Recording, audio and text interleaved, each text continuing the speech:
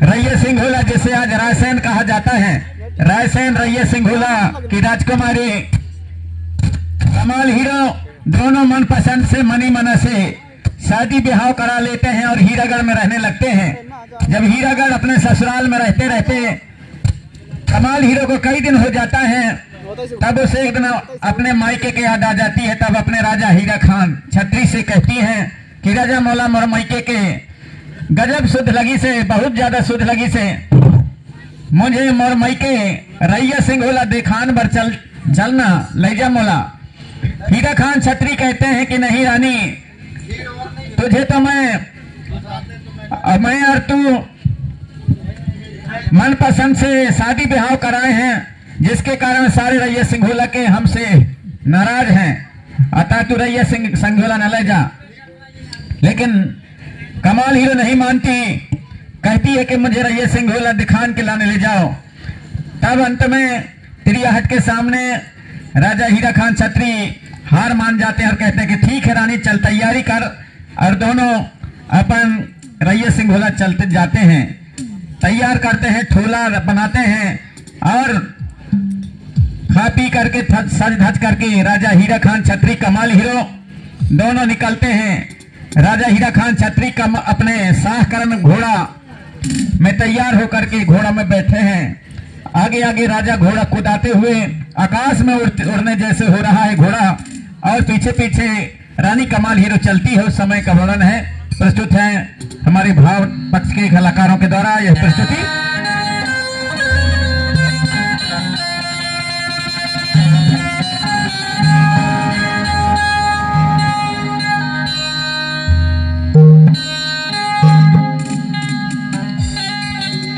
या बछला उड़ाना लगैया घोड़ला उड़ाना लगैया बछला उड़ाना लगे रे,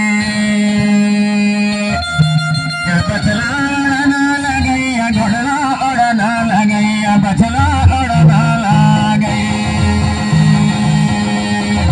या बछला उड़ाना लगैया घोड़ला उड़ाना लगैया बछला उड़ाना लगे।